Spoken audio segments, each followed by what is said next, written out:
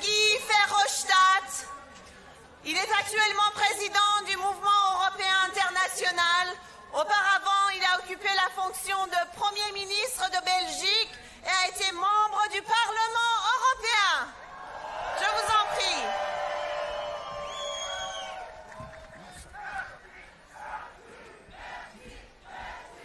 Merci beaucoup.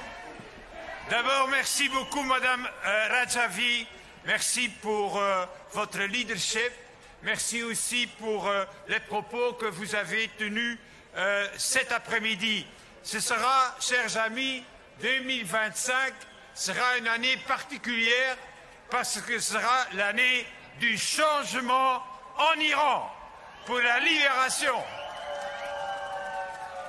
La libération du régime totalitaire des mollahs. Et pourquoi? Je suis sûr, parce que partout dans le monde, ce sont les peuples qui se lèvent contre les dictatures.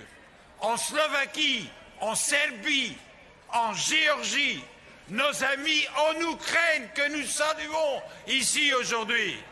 Et puis aussi en Syrie, qui s'est libérée de Bachar al-Assad.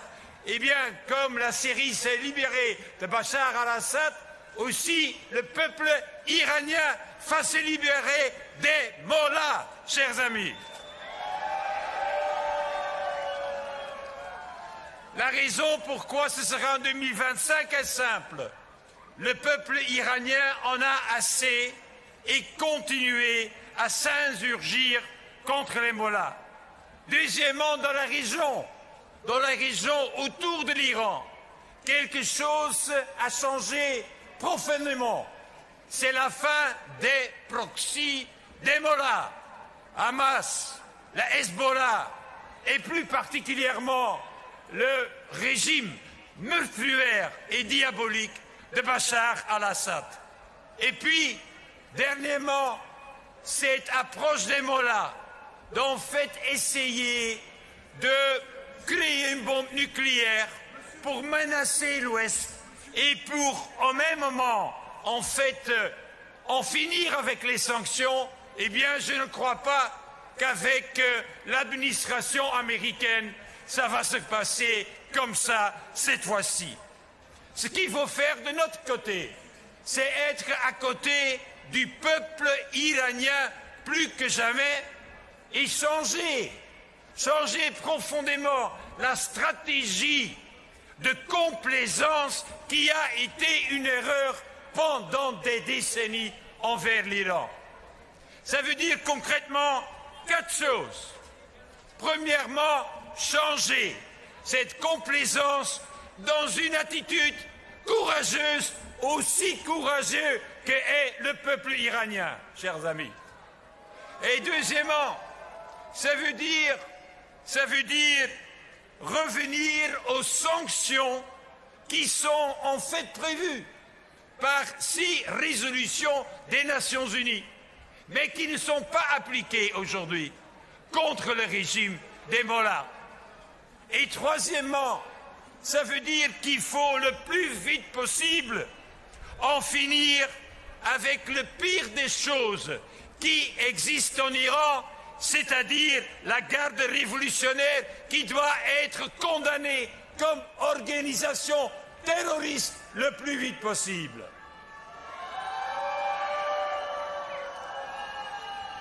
Et finalement, chers amis, il faut le plus vite possible reconnaître l'opposition et la résistance iranienne comme les vrais représentants du peuple iranien. There is in fact no other solution for Iran than to give the voice to the people in Iran, to make an Iran and to recognize that the opposition and the resistance in Iran are the real representatives of the people.